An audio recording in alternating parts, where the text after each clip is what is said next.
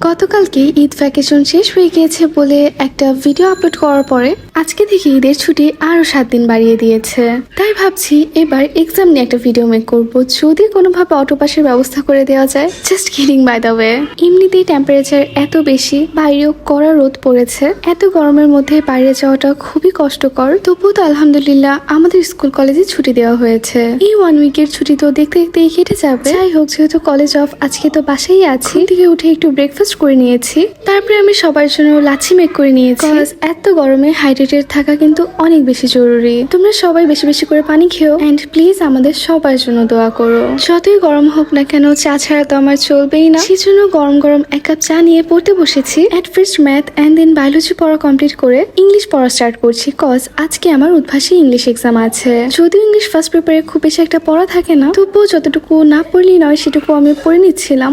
And that's my mini blog. Hope you